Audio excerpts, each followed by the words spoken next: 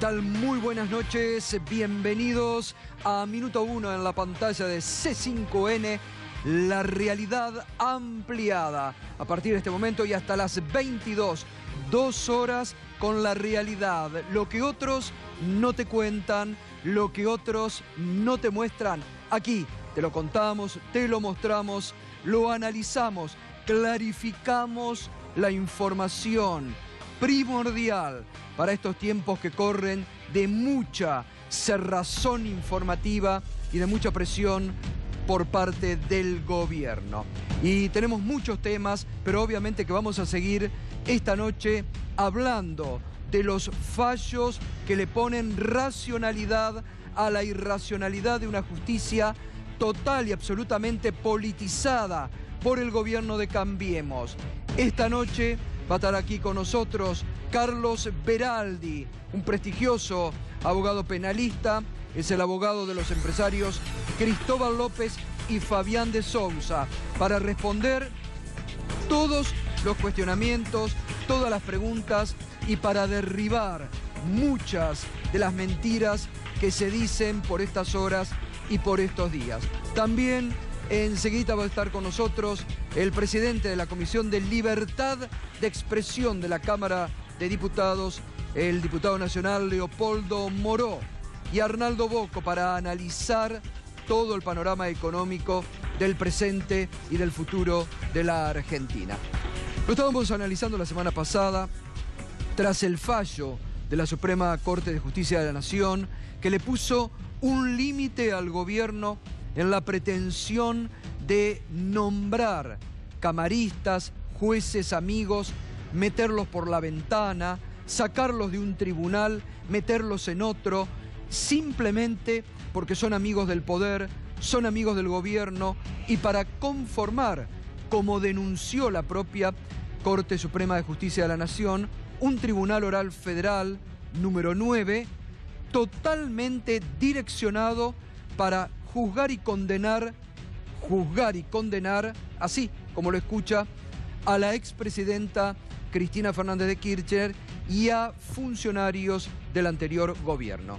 Eso fue como habrá sido descabellada la maniobra y totalmente vergonzosa que la Corte tomó partido, le dijo, paren muchachos, así no, anuló ese tribunal y ahora tienen que nombrar nuevos tribunales. Al día de hoy todavía no se ha definido la situación, enseguida lo va a comentar Darío Villarruel. Pero el viernes, como si esto fuera poco, la Cámara Federal, lo estuvimos analizando ampliamente aquí, con el voto de 2 de los 3 camaristas, es decir, la mayoría, sacó de prisión a los empresarios Cristóbal López y Fabián de Sousa, que según el propio fallo de la Cámara Federal, no estamos inventando nada, a través de un fallo en diciembre del juez Ercolini al que calificó de errático, irregular, al que dijo en su momento la Cámara Federal que la suerte no les sonreía a todos por igual en algunos juzgados de nuestro país, en un fallo que, como decía Darío Villarruel, el viernes le pegó con un sogazo al juez federal Julián Ercolini, dejó en libertad a los empresarios Cristóbal López y Fabián de Sousa mal puestos en la cárcel solamente por una persecución política. Y esto que al gobierno no le gusta cuando sus deseos no se cumplen, cuando la justicia no cumple con sus deseos y con sus imposiciones, y cuando hay jueces independientes todavía que podemos saludar y celebrar en la Argentina, pone al gobierno al borde de un ataque de nervios. Y la verdad que ha sido penoso, vergonzoso durante el fin de semana escuchar al ministro de Justicia de la Nación, Garabano, opinar, involucrarse, meterse en fallos de la justicia, descalificándolos.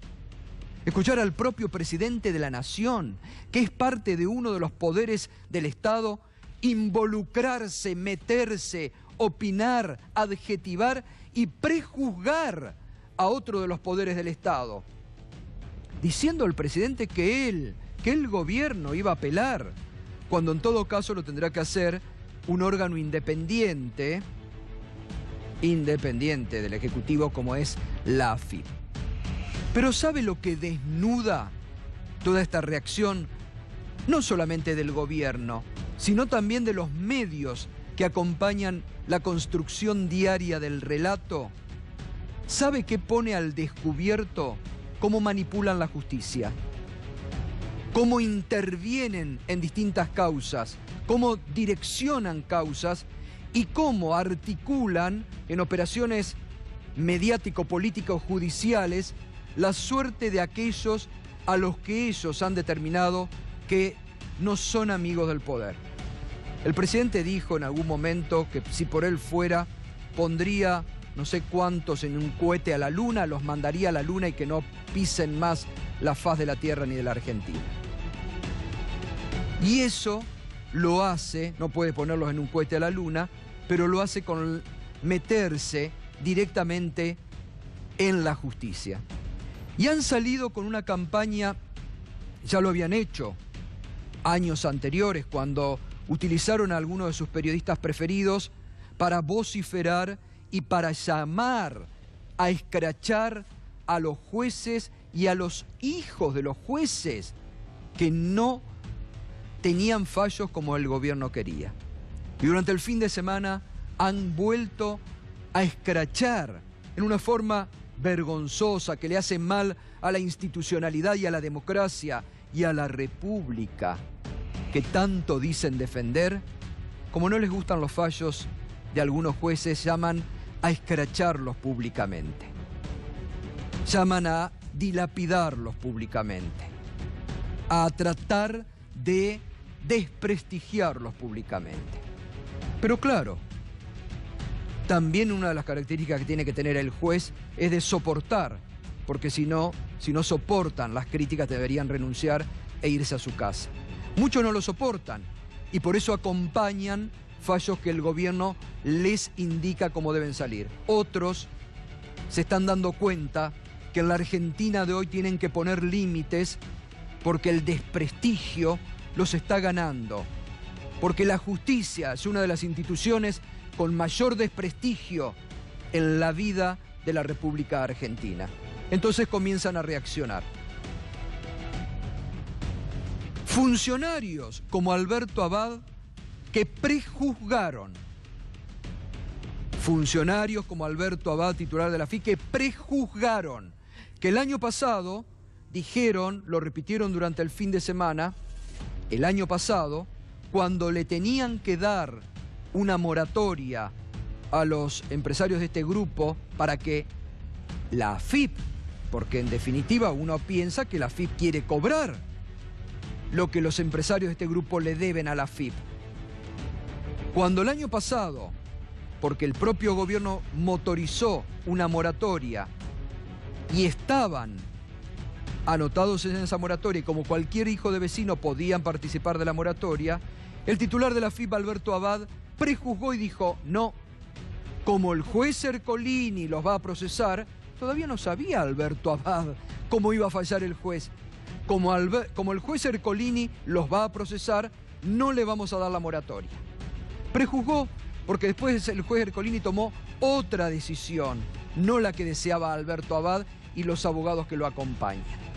Y han negado toda posibilidad que los empresarios de este grupo le paguen a la AFIP.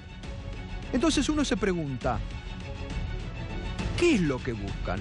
Porque uno supone que obviamente tienen que pagar, porque si deben un impuesto como cualquier hijo de vecino, como nosotros, con muchos menos recursos que pagamos nuestros impuestos, los empresarios en la Argentina, sea quien sea el empresario, tienen que pagar los impuestos. Y si retuvieron indebidamente, tienen que pagarlo. Pues bien, han querido pagar. Las nuevas autoridades de este grupo han querido pagar. Y la AFIP ha negado esa posibilidad en todo momento. Entonces ahí uno se pregunta, ¿pero cómo? ¿No quieren cobrar? ¿No debe ser esa la función principal de la FIP y del gobierno, buscar cobrar lo que se les debe para sumarlo a las arcas del Estado? Y pareciera que no. Entonces ahí es cuando empieza a verse el verdadero motivo de lo que persiguen. Como a muchos otros sectores de la Argentina, la persecución, la venganza, en este caso, la quiebra de todo este grupo, seguramente para rematarlo y dárselo a amigos del poder en migajas y mucho más barato. Por eso esta noche nos podés acompañar con el hashtag Macri va por la quiebra. ¿Y sabe qué? No lo decimos nosotros, que siempre cuando hablamos lo hacemos con buena información. Lo dice el diario La Nación, que precisamente no es un amigo de este grupo. Lo dice un periodista, un colega, que fue el que destapó la olla de estos 8.000 millones que el grupo Indalo le debía a la FIP. Fíjese la nota del fin de semana del diario La Nación, que es muy interesante. Cristóbal López divide al gobierno entre alentar la quiebra o el salvataje de Indalo. El presidente Mauricio Macri quiere que el grupo Indalo sea un caso testigo y que se castigue a López y a su socio, Fabián de Sousa. ¿Cuáles son las dos opciones dominantes?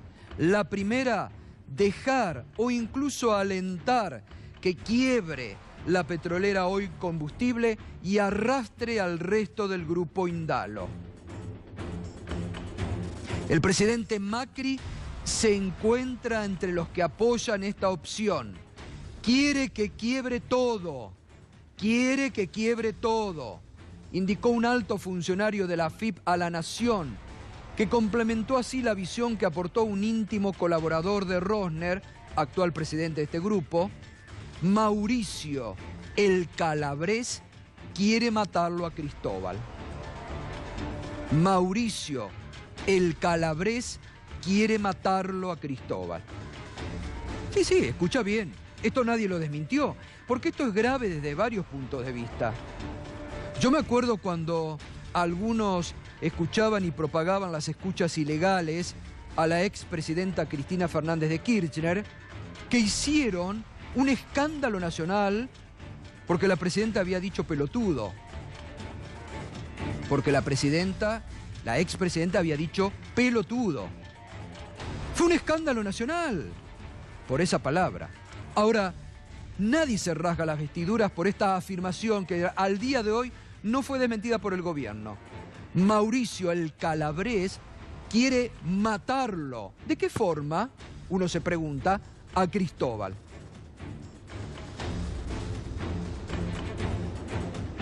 Mauricio, el Calabrés, dice el diario La Nación, quiere matarlo a Cristóbal. Claro. Y uno se pregunta, este gobierno no ha demostrado y no demuestra sensibilidad. Demuestra mucha insensibilidad. Lo vemos, lo venimos viendo desde el año 2016, cómo ha despedido, cómo cierra fabricaciones militares, despide gente del INTI, cierra Río Turbio, va desguazando organismos del Estado. Acá, si el presidente Mauricio Macri, como dice esta nota, quiere la quiebra para seguramente regalarla a los amigos predeterminados, las empresas de este grupo, quedan más de 4.000 empleos a la deriva. 4.000 y 11.000 indirectos. Y uno se pregunta, ¿dónde está la sensibilidad de un gobierno, de un Estado, que debe ser el articulador, el mediador, no el que tome? Porque acá, porque dice el diario La Nación, el propio Macri, por vaya a saber qué cuestiones de índole personal entre él y Cristóbal López,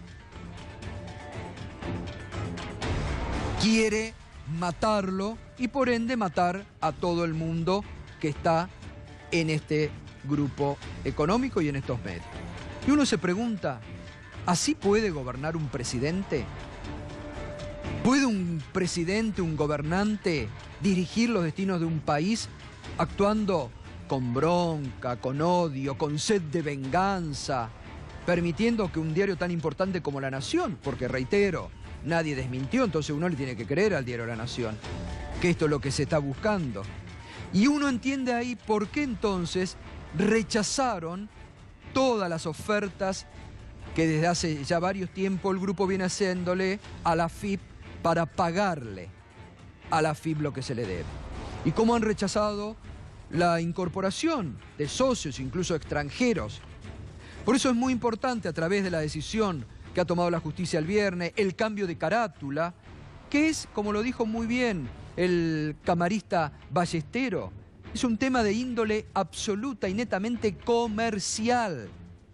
Lo decía Jorge Ballestero, si tuvieran que actuar como actuaron con Cristóbal López y Fabián de Sousa, ¿cuántos empresarios deberían estar hoy en la cárcel en la República Argentina? Sin ir más lejos, la propia familia del presidente, por el caso del Correo Argentino que le adeuda canon al Estado. Pero eso nadie lo recuerda. Parece que ese es otro, forma parte de la otra vara con la que intentan mediar y gobernar en la Argentina de hoy. Darío Villarruel, ha dicho el fiscal militante Germán Moldes que va a apelar inmediatamente este fallo, ¿no? A ver, Gato, buenas noches. La Cámara de Casación Penal en muy pocas oportunidades abre un recurso de apelación. Concretamente, Carlos Zanini está preso y la Cámara de Casación dijo que no hay agravios para abrir el recurso. Imagínense en este caso, donde hay dos personas en libertad, donde es una cuestión legal típica para discutir si es evasión o es administración infiel en perjuicio del Estado. Así que los antecedentes, por más que Moldes quiera apelar, por más que la AFIP quiera apelar, hacen suponer que de acá a un mes, a 2 meses, la Cámara de Casación está casi obligada a rechazar cualquier planteo por la jurisprudencia. Claro está que con estas presiones que hay desde el punto de vista presidencial, uno tiene que tener cuidado, pero me parece que a esta altura, obviamente, la Cámara de Casación no podrá hacer otra cosa que someterse a su jurisprudencia. Entonces, hay que tener cuidado, porque una cosa es el camino legal, son los jueces que resuelven, y otra cosa es el tema político. La presión. ¿Por qué Mauricio Macri política dice que no está de acuerdo con el fallo? Y cuando es un fallo respecto a Eduardo Freyler, por ejemplo, del Consejo de la Magistratura, sí está de acuerdo. Es decir, ¿la justicia juega para el gobierno de acuerdo al resultado que tiene? No. Hay que acatar todas las decisiones y seguir así las son apelaciones, los fallos de la ¿no? justicia. Obviamente. A ver, un democrático, un republicano, tiene que acatar los fallos de la justicia cuando ocurren según sus deseos o cuando no van con sus deseos, porque para eso la justicia es un poder independiente, aunque está en cuestionamiento este último tiempo en la Argentina, ¿no? Recordemos, Gato, que hace poquito la Asociación de Magistrados y Funcionarios emitió un durísimo comunicado, el único que emitió este año con el caso Chocobar. Cuando el presidente también salió a criticar la actuación de los jueces de la Cámara de Casación Penal cuando por el fallo Chocobar, ¿no? Exactamente. Bueno, ahora tendrían que salir nuevamente porque no se puede. Lo que también el ministro Garabano no puede salir de la forma en que salió a criticar un fallo de la justicia. Bueno, hablábamos esta mañana con Alberto Fernández, ¿no? Profesor de Derecho Penal, el viernes estuvo acá, está realmente él escribiendo un libro sobre la justicia en estos últimos 2 años y reiteraba, después de haber releído el fallo de los camaristas Fara y Ballestero, esta mañana en Radio 10. Deberían leerlos todos, el fallo es empezando por el presidente, que ayer hizo declaraciones muy desafortunadas. La AFIP se presentó como querellante y como demandante civil, y en esas condiciones lo que hizo fue decir que no era ese el delito que había que imputársele a Cristóbal López, sino el delito de administración fraudulenta. ¿Por qué era una posición muy forzada? Primero porque la verdad es que la empresa de Cristóbal López, se llama Oil Combustibles, en todos lados había denunciado que había cobrado ese impuesto a los contribuyentes. Y se había acogido a determinados planes que le había dado la AFIP para demorar su pago. ¿Cómo alguien puede actuar dolosamente con vocación de fraude si está denunciando que debe ese dinero? La Cámara termina con esa interpretación forzada que había impuesto la AFIP y que había seguido el juez Ercolini. ¿Saben por qué todo este lío? Porque si uno aplica la ley penal tributaria, existe la posibilidad de que el acusado pueda pagar la deuda. Y si uno le aplica la administración fraudulenta, no le dan esa posibilidad. Bueno, hasta acá todo lo que hizo la FIP en esa causa fue trabajar precisamente para que no le paguen y para encarcelar a los acusados. Es la primera vez que veo que la FIP lleva adelante una acción civil dentro del juicio penal, que por vía del actor civil se han trabado una serie de inhibiciones y de embargos sobre todas las cuentas del grupo Indalo, que lo que han hecho es paralizar todas y cada una de las empresas. Yo creo que es necesario que en la Argentina haya justicia, y los que han actuado mal, que paguen las consecuencias, pero como corresponde, como la ley manda, no como un presidente se le da la gana. Bueno, ahí estaba, ¿no? Enseguidita va a estar aquí Carlos Veraldi, prestigioso abogado penalista, abogado defensor de los empresarios Cristóbal López y Fabián de Sousa, para responder a muchos de los cuestionamientos y también para hablar, porque muchos hablan en base a mentiras, muchas de las cuales se han caído en las últimas semanas, ¿no? ¿Cuántas se han caído, que se habían inventado? Bueno, y entonces va a explicar hoy Carlos Veraldi con detalle todo lo que se ha dicho sobre esta situación. Pero lo escuchaban bien a Alberto Fernández, ¿no? Lo escuchaban bien a Alberto Fernández. La AFIP nada ha hecho para cobrar la deuda, sino solamente para buscar encarcelar a Cristóbal López y Fabián de Sousa y perseguirlos políticamente. No cobrar como es la obligación de la AFIP. Y ahí está clara la persecución política. Darío, querías agregar algo que había quedado pendiente del fallo de la Suprema Corte de Justicia de la Nación la semana pasada, muy importante, y que le pone límites al gobierno en la nominación de jueces y camaristas amigos. Sí, porque estuvimos leyendo con profundidad, es larga la acordada número 4 del año 2018, obviamente muchos medios hegemónicos no le dieron importancia, pero hay un párrafo, que ahora lo vamos a leer, que tiene que ver por qué se nombran los jueces de la manera en que se nombran en la Constitución Nacional, para evitar que el presidente de la Nación pueda tener jueces que lo favorezcan o favorezcan sus intenciones. Obviamente esto no salió publicado porque es muy fuerte. La Corte está diciendo que para nombrar jueces se necesita acuerdo del Senado para evitar de alguna manera la injerencia del Poder Ejecutivo, obviamente, en esos nombramientos. Y esto lo digo porque, ahí está, mirá, la Constitución procura un imprescindible equilibrio político en la medida en que el acuerdo del Senado constituye un excelente freno al posible favoritismo presidencial y también entraña el propósito de obtener las designaciones mejor logradas. Creo que esto es contundente desde el punto de vista jurídico. Y lo digo ¿por qué? Porque quien votó en esta causa, donde en un ratito va a venir el abogado Carlos Veraldi, en la causa de Cristóbal López, para que sigan detenidos y no sea un delito de evasión, fue Leopoldo Bruglia. Que Leopoldo Bruglia, obviamente, no cumple con las condiciones que establece la Constitución para estar en la Sala 1 de la Cámara Federal, porque él era miembro de otro tribunal. Claro, fue metido por la ventana. Exactamente. Fue metido por la presión política, por ese favoritismo presidencial del que habla la Corte. Es importante este párrafo, que como bien dice Darío, no explicaron los grandes medios porque no les conviene. Vamos de nuevo, dice la Constitución, dice que esta Corte ha subrayado en los precedentes, la Constitución procura un imprescindible equilibrio político en la medida en que el acuerdo del Senado constituye un excelente freno sobre el posible favoritismo presidencial y también entraña el propósito de obtener las designaciones mejor logradas. Es decir, la Corte tiene que recordarle al gobierno lo que dice la Constitución Nacional sobre cómo se designan los jueces. Y algunos jueces que no se hagan los distraídos porque ingresaron por la ventana, están mal colocados en sus lugares y a ellos habrá que denunciarlos también con la Constitución en la mano. No, como está mandando el gobierno a través de los medios amigos, escrachando públicamente a jueces que tienen fallos que no les gustan a ellos. Es vergonzoso lo que se hace, alimentando escraches contra jueces que no votan como el gobierno quiere. Vergonzoso que se esté utilizando esa mecánica desde el propio Estado. Vamos a otro tema que nos viene ocupando mucho, la desaparición del submarino Ara San Juan.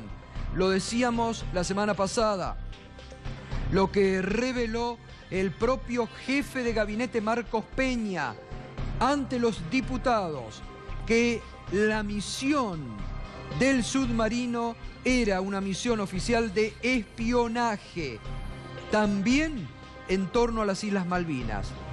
Pero eso, que la semana pasada lo contó únicamente el diario Cronista Comercial y que nosotros lo ampliamos aquí, hoy tiene un nuevo capítulo en el diario La Nación, que hace un aporte importantísimo a este tema. Fíjese lo que dice hoy el diario La Nación.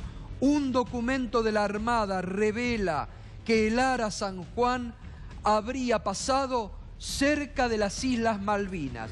Y aquí entonces se actualiza toda esta hipótesis planteada por familiares que denunciaron que el submarino Ara San Juan había sido seguido por un submarino inglés con capacidad nuclear. Fíjese lo que pasa. Peña, dice el diario La Nación hoy, adjunta en su informe de 1976 páginas la orden de operaciones, OP, COF número 04/17C, que detalla la misión completa del Ara San Juan.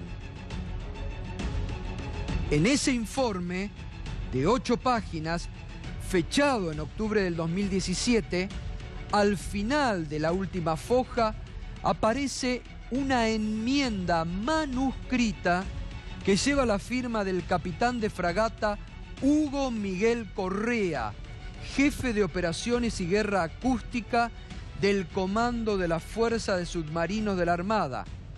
Allí, atento a esto, mire la gravedad, allí modificaba una de las 5 áreas de operaciones del Ara San Juan y que bautizaron como Alejandra. Las otras 4 zonas se llamaban Alesia, Esperanza, Milagros y Juliana. Ahora fíjese, mire muy bien, mire esto, permítanme que señale acá, mire esto. Este es el informe confidencial de la Armada.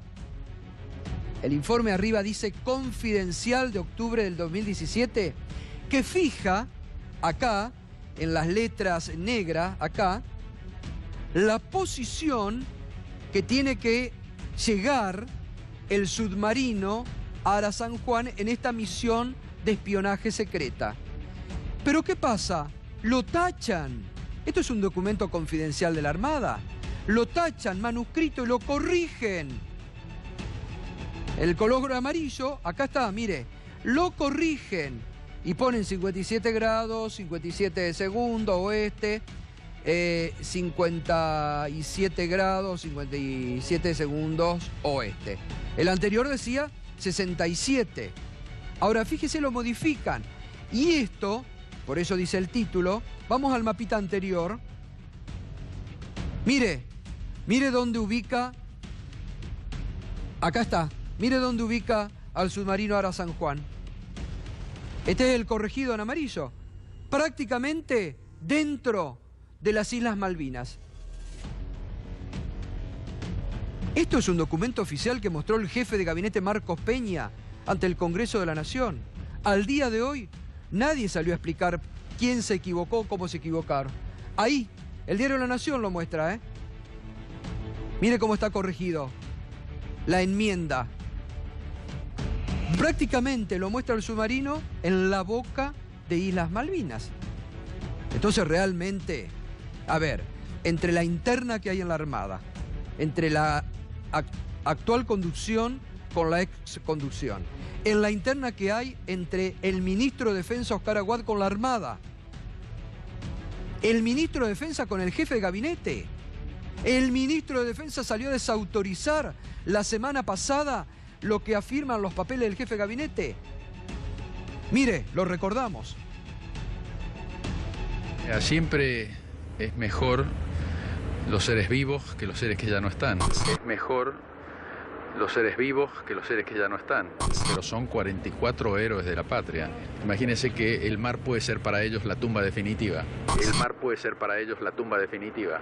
El problema es que es muy compleja averiguar esta causa, porque todo está hecho para que no lo sepamos. Todo está hecho para que no lo sepamos. Es tan impresionante la seguridad que tiene el submarino para no ser detectado, que eso nos impide, y le impide. Cada vez que ha habido una tragedia con un submarino, han pasado estas cosas, han tardado años y años en encontrarlo. Pero bueno, es así que vamos a hacer. El jefe de gabinete menciona, usted corríjame si no es exacto lo que yo digo, pero menciona dentro de las tareas del ARA San Juan, algo que muchos, desde muchos lugares se escribió como, digamos, como espionaje, aunque decía espionaje. ¿Esa era una de las tareas que tenía el ARA San Juan? No, eso es una fantasía. El ARA San Juan tenía como misión detectar naves que estuvieran infringiendo las leyes y depredando el territorio nacional en aguas nacionales. Nadie puede hacer espionaje.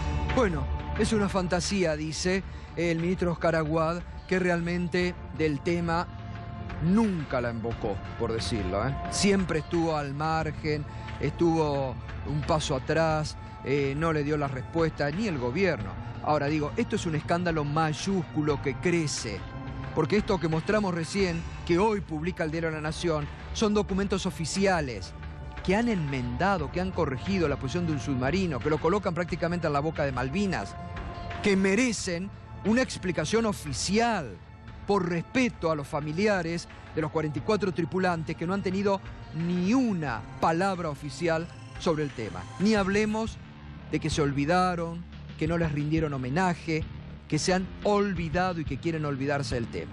Ni qué hablar con esto, cómo la justicia tiene que actuar rápidamente. Esperemos que la jueza federal de Caleta Olivia esté trabajando con todos estos papeles y desentrañe la verdad de lo que están ocultando, encubriendo y con estas internas feroces en la Armada y el Ministerio de Defensa. Bueno, muy bien. Nos vamos a... Bueno, otra interna, ¿no? La diputada nacional Elisa Carrió, que ya había anticipado hace varios días que va a pedir el juicio político al ministro de Justicia, Garabano, porque realizó algo insólito. El ministro de Justicia ha hecho un encubrimiento sobre el encubrimiento que se está develando en estos momentos en el juicio por el encubrimiento a la AMIA. Recuerden que fue, según la denuncia de los familiares de las víctimas, que la propia Carrió ha acompañado, Garabano sacó de las listas de posibles condenados de las penas a los exfiscales Mühlen y Barbache, porque son sus amigos. ¿Es así, Darío? Exactamente, no solamente esta denuncia ante la Comisión Interamericana de Derechos Humanos, ya ha sido denunciado ante la Justicia Federal el doctor Garabano. Tiene que ver con que cuando estaban todos de acuerdo, las querellas, en acusar en la causa por encubrimiento, la verdadera causa de encubrimiento, donde está acusado, entre otros, Carlos Menem y Juan José Galeano, además de Mühlen y Barbaquia, de un día para otro se sacó a los abogados que había en la querella AMIA representando al Ministerio de Justicia. Y se puso a un señor, José Cónsole, que apareció un día, hizo el alegato, no acusó a Mühlen y a Barbaquia, y al otro día lo denunciaron y el tribunal oral lo separó. Es decir, que José Cónsole, el abogado, sirvió para un día. No obstante, el tribunal dio por válido esta no acusación, porque obviamente hay otro compañero, otro abogado, que sí estaba en condiciones de poder presentar el alegato. ¿Y por qué Cónsole no podía estar? Porque es miembro del Consejo de la Magistratura de la ciudad. A ver, dos cargos al mismo tiempo para presentar ese alegato. Y decías de una familiaridad. Aparentemente, Germán Garabano tiene una relación con el doctor Barbaquia y aparentemente la señora del doctor Barbaquia tiene un puesto vinculado al Ministerio de Justicia y ahí está la cuestión de este favoritismo que nadie lo entiende. Darío, perdón, porque además trabajó con ellos. Exactamente. Además trabajó con ellos. Está probado que trabajó con ellos. Por eso lo quieren salvar. Sí, sí, sí. Y obviamente es amiguismo, puramente amiguismo. Pero lo que dice, si Juan José Galeano tiene un pedido de como 11, 12 o 13 años de prisión. 13 años. 13. Como los fiscales, Müller y Barbaquia, que son los que les presentaban la prueba, los que le decían al juez acuse por esto, van a quedar desligados. Habrá que ver qué pasa, porque obviamente la fiscalía acusó. Bueno, pero la novedad es que Elisa Carrió anticipó que acompaña a los familiares de las víctimas de AMIA, de memoria activa, ante la Comisión Interamericana de Derechos Humanos para denunciar a la Comisión Interamericana de Derechos Humanos al ministro Garabano y a este tremendo encubrimiento que han hecho sobre el encubrimiento. Porque acá hay que decirlo, lo vienen diciendo los familiares, al gobierno no le interesa conocer la verdad de la AMIA. Porque si le interesara conocer la verdad de la AMIA, tendría que apoyar este juicio. Porque los que encubrieron el atentado a la AMIA están sentados allí. Lo quieren salvar a Rubén Baraja. Lo quieren salvar a Rubén Baraja. La comunidad de Nada dice que Rubén Baraja también está sentado en el cabildo, en el banquillo de los acusados, acusado de encubrimiento. Y también lo quieren salvar a Rubén Baraja. Es un escándalo. Originalmente la Fiscalía estaba pidiendo 8 años para Müller y Barbaquia. Este era lo que se pedía. Después, si quieren, les repaso. Galeano 13 años, Müller 8, Barbaquia 8, Anzorregui 6, Menem 4, Tejeldín 3,5, Stinfale 3,5. Así sigue la lista de casi 15 personas que están acusadas de encubrimiento. Bueno, pero ¿cómo habrá sido el escándalo para que ahora entonces Carrió acompañe a los familiares en la denuncia que van a promover ante la Comisión Interamericana de Derechos Humanos? Bueno, hay que ver también si por ahí algún familiar del juez Ercolini no trabaja en las cercanías de Garabano. Muy bien, vamos a los aumentos que se vienen, la economía. Ya viene un febrero de aumento, marzo fue con aumentos y abril se viene con más aumentos, Fernando. Se vienen con aumentos, se vienen calientes, ¿no?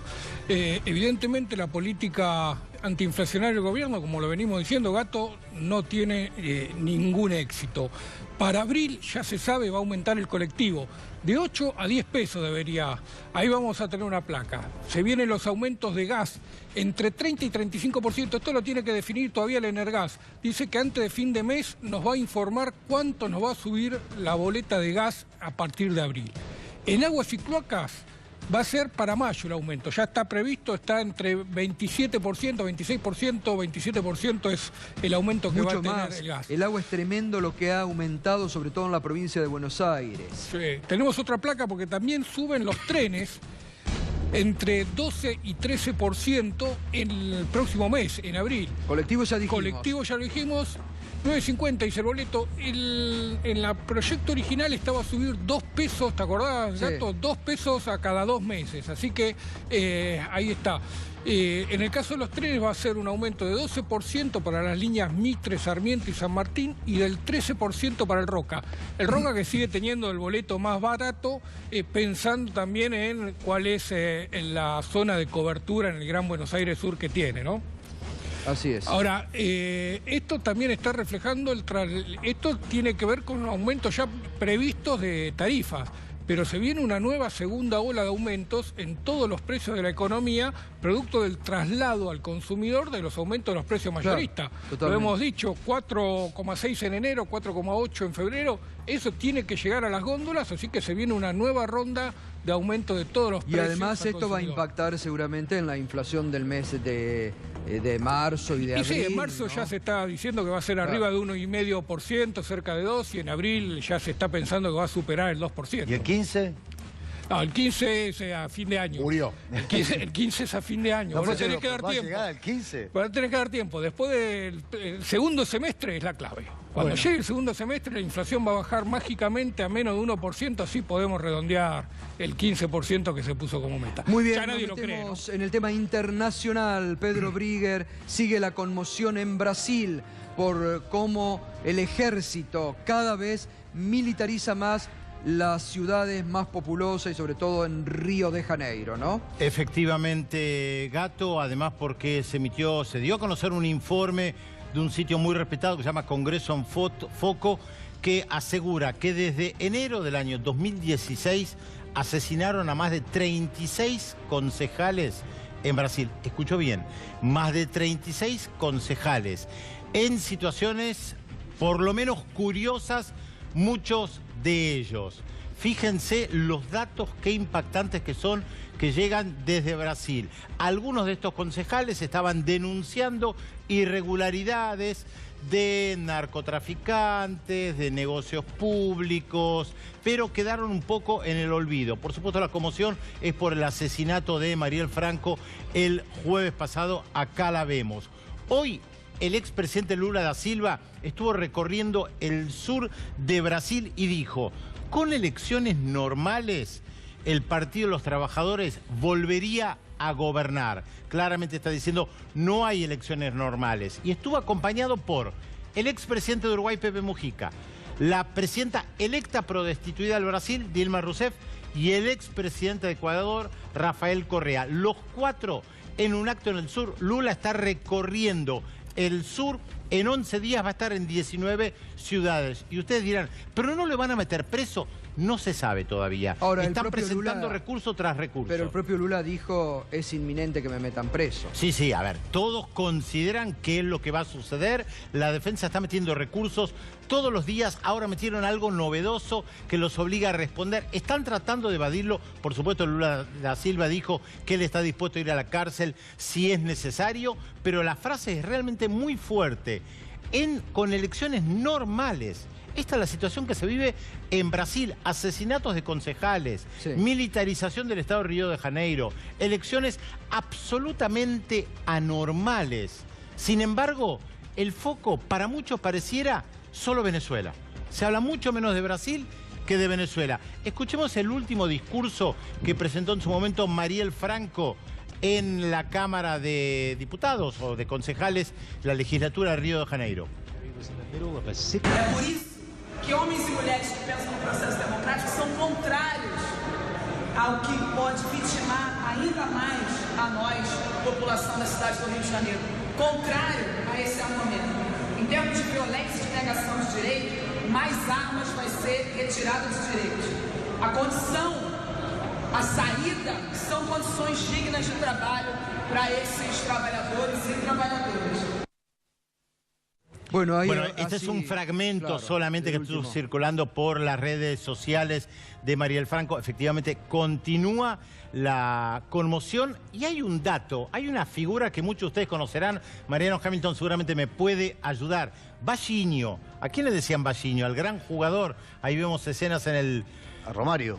Exactamente. Gran ahí tenemos goleador. Gran goleador. San Filipo decía que era el mejor del mundo, superior a Maradona y a Messi. Un definidor increíble. Increíble. Bueno, tiene problemas al definir como senador porque la justicia determinó que le van a tirar abajo parte de una propiedad que él construyó, por lo menos ocultando patrimonio.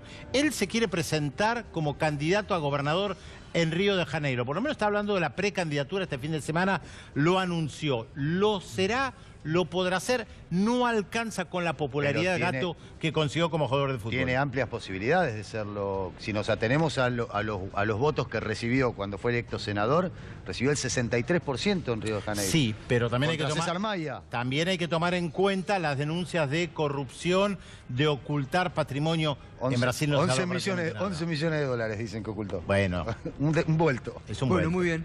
Saludamos a Leopoldo Moró, flamante presidente de la Comisión de Libertad de Expresión de la Cámara de Diputados.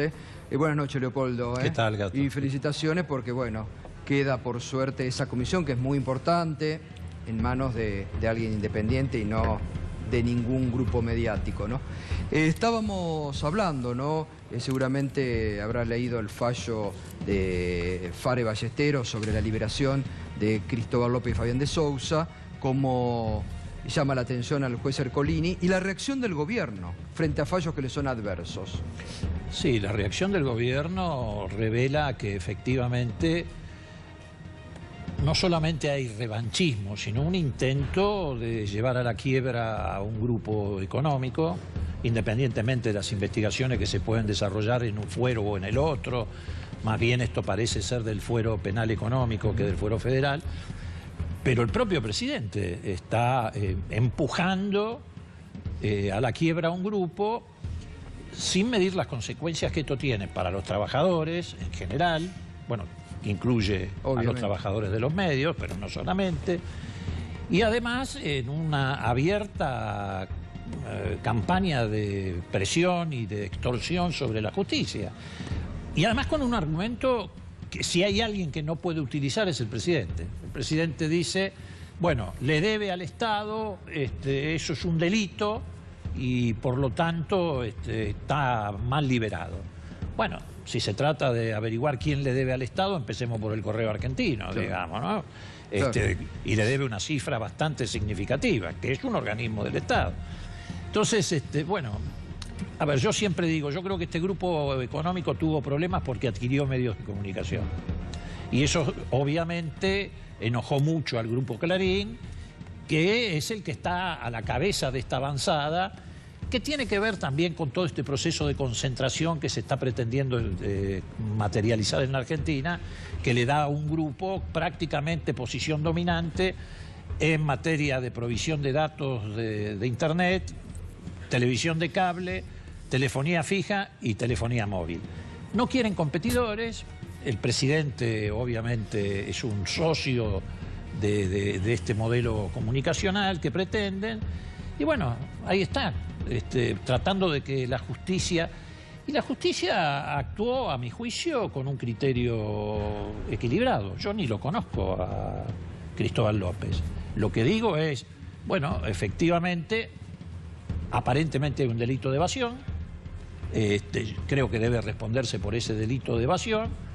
Pero también es cierto que hay muchísimas empresas en las mismas condiciones, muchas de ellas incluso vinculadas al propio presidente de la Nación, y que siempre se ha tenido un criterio en favor de la continuidad de las empresas, con otros titulares, con lo que fuere, pero no buscando deliberadamente que las empresas quiebren porque tiene un efecto social. Acá lo llamativo es que la AFIP parece que no ha tenido interés en cobrar, porque ha rechazado todos los planes, no le ha posibilitado, como a otros, una moratoria que el propio gobierno ha impulsado y que este grupo estaba en posibilidades de llegar, y ha prejuzgado la propia AFIP, ¿no? Absolutamente. ¿Por qué? Porque la intención es llevarlo a la quiebra.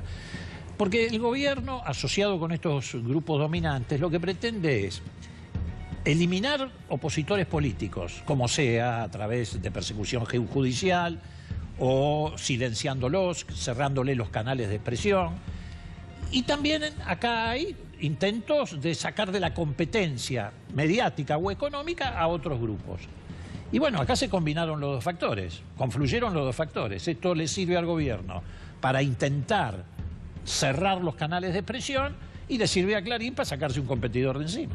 Ahora, también la semana pasada, hay que tomar esto, porque institucionalmente hay que destacarlo, el fallo de la Corte, donde le pone un límite al gobierno y dice, señores, las designaciones no pueden ser como ustedes quieren de camaristas, tienen que estar relacionadas a lo que marca la Constitución. Digo, ¿no ha sido importante también ese límite que la propia Corte ha puesto? Ha sido importante y además era absolutamente imprescindible, porque ya... Si esto avanzaba, terminábamos con el Estado de Derecho, porque íbamos a ir a un sistema donde se iban a elegir tribunales no para juzgar, sino directamente para condenar. Eran como tribunales... fue este Tribunal Federal número 9. Claro, eran tribunales para condenar, no para juzgar. Eran comisiones especiales que están prohibidas por la Constitución. ¿Por qué eran comisiones especiales? Porque eran traspasos que son ilegales, con jueces que no iban a concurso, no eran designados por el Senado. Eran comisiones especiales, o sea, tribunales para condenar. Por eso las causas iban recayendo en el TOF 9, además porque habían manipulado el sistema de sorteo. Bueno, es que eso es lo que se conoció hoy, ¿no? Que hubo una manipulación importante del sistema de sorteos. O sea, la CIGEN hizo un informe lapidario. Sí, donde pero se va a tener que reformular absolutamente en el todo. Software pusieron como... Se preveía prever. Como uno de los factores para asignar la cantidad de causas que tenían cada uno de los tribunales orales. Es muy fácil Obviamente, decidir. el 9 era nuevo. Entonces, el factor de corrección chocaba todas. Y Casación ya se arrepintió y cambió todo el sistema por las dudas. Bueno, sí, pero igual están... Y en Casación lo que tienen que hacer además es cambiar uno de los miembros de Casación, que es el señor Maíquez, que está designado de la misma manera que estaban designados los... La Corte está preparando algo sobre eso. ¿Cómo? La Corte está estudiando la situación de los jueces mal designados, probablemente con alguna recomendación al Senado y al gobierno para que los valide el Senado, o no sé si por eso te digo, si esto avanzaba, terminábamos con el Estado de Derecho en la Argentina. Se empezaban a nombrar tribunales especiales, etcétera. Así que, bueno, todo esto va a haber que darle marcha atrás. El Consejo de la Magistratura va a tener que dar explicaciones, porque el Consejo de la Magistratura fue cómplice de esta maniobra. Tanto es así que había previsto para pasado mañana, no quiero mentir, mañana o pasado mañana, una reunión en la Cámara de Diputados con la Comisión de Asuntos Constitucionales en la que iba a venir el Consejo de la Magistratura para empezar a discutir una nueva ley de regulación del Consejo de la Magistratura. La suspendieron. No pueden dar la cara. Y además también hay que pedirle alguna explicación en el Senado a lo que algunos jocosamente llamamos no Argentina federal, sino Argentina satelital.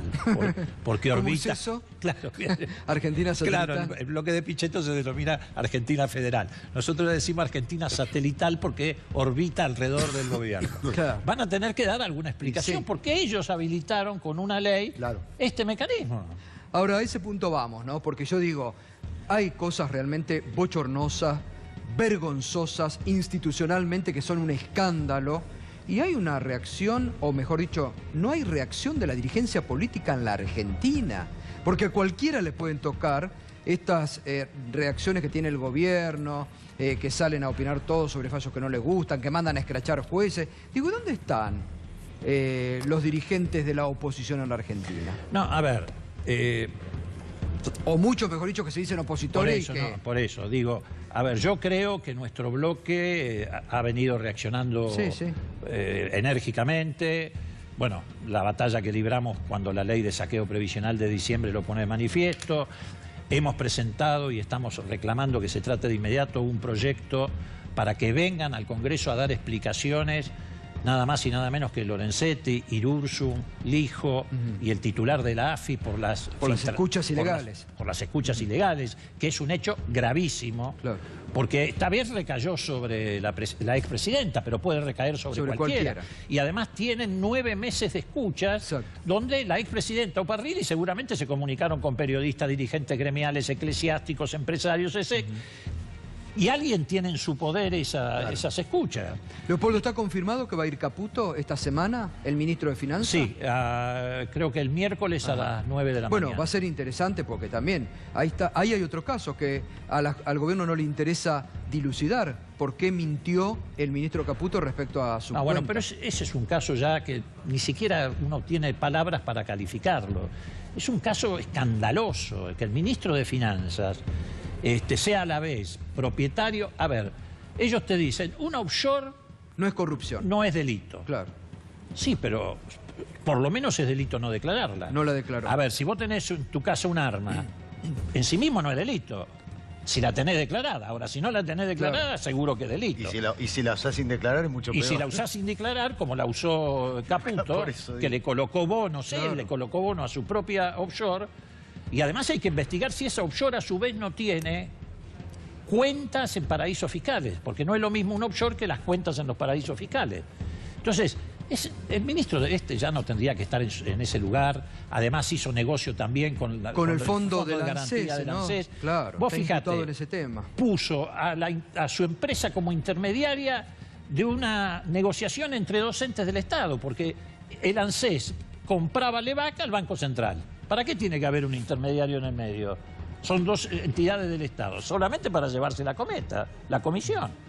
Digo, es escandalosa la situación de Caputo, a mi juicio insostenible, solo sostenible en un gobierno como este, que además tiene el blindaje de algunos medios de comunicación. Vos fíjate qué país raro este.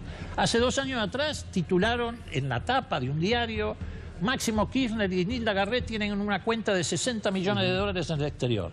2 años después, el Departamento de Justicia de Estados Unidos dice no tienen ninguna cuenta, es toda una fantasía. Caputo, que sí, el Departamento de Justicia y lo que vendría a ser la Comisión de Valores, dice sí, el señor Caputo es dueño de estas offshore, etcétera. No está. Ese no va a la tapa. No va a la tapa. Acá va la tapa la mentira y no va la tapa la verdad. Hacemos una pausa, Leopoldo. Se quedan unos minutos más. Enseguidita, tras la pausa, tenemos muchos temas más aquí en Minuto 1. Enseguidita, el doctor Carlos Veraldi, prestigioso abogado penalista, uno de los abogados defensores de Cristóbal López, y Fabián de Sousa para responder todo lo que se ha dicho sobre este día. Además, en Digita también Arnaldo Bocco, se queda Leopoldo Moró, vamos a hablar de la presencia del Fondo Monetario Internacional a la Argentina.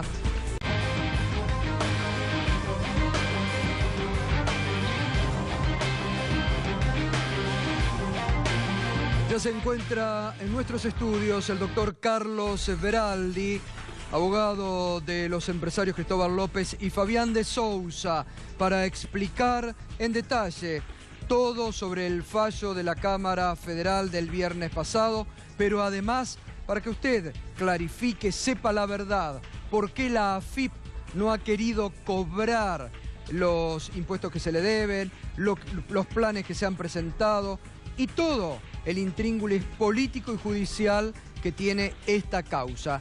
Enseguidita, el doctor Carlos Veraldi respondiendo a todas nuestras preguntas. Seguimos en Minuto 1 aquí en C5N, la realidad ampliada, como todas las noches, hablando de temas que a usted le interesa, clarificando. Son tiempos en que es tan necesario clarificar información, porque vemos muchos indignados, pero muchos indignados que ni siquiera leen una carilla de fallos judiciales, que opinan políticamente y que opinan con absoluto descaro, sin conocer, metiéndose a veces en algunos berenjenales que la verdad uno les recomendaría que por lo menos lean para no pasar papelones. Sobre todo cuando estamos hablando autoridades de uno de los poderes del Estado que no tienen por qué inmiscuirse en los otros poderes. Claro, hemos visto, estamos viendo y cada vez es más evidente en la Argentina de hoy cómo el poder político se ha metido y se mete cada vez más en decisiones de la justicia, que la propia Corte la semana pasada le ha tenido que poner un parate al gobierno en una acordada que aquí hemos estado contando, que lamentablemente los grandes medios no le cuentan a ustedes de qué se ha tratado, porque no les conviene. Pero es importante ver también cómo un sector de la justicia comienza a reaccionar frente a lo indisimulado de un gobierno que ha pretendido copar la justicia con sus decisiones políticas. De eso vamos a estar hablando con el doctor Carlos Veraldi. Seguimos hablando con Leopoldo Moró, diputado nacional, que conoce mucho y sabe mucho también de este tema. Y también no nos vamos a olvidar de la actualidad económica, en momentos realmente de, recién comentaba Fernando Alonso, los aumentos que se vienen, una inflación que no cede, pese a que el gobierno dice que baja. Fíjese usted cómo el gobierno arma los relatos, cómo desconoce la realidad. Que el otro día el ministro de Economía durante el fin de semana dijo: no se discute más, la inflación está bajando. Cuando las estadísticas, cuando los números del INDEC están diciendo que fue superior a la del mes de enero, cuando las proyecciones del propio gobierno tuvieron que cambiarla, pero el gobierno nos quiere hacer creer en este relato que hablan de la irrealidad.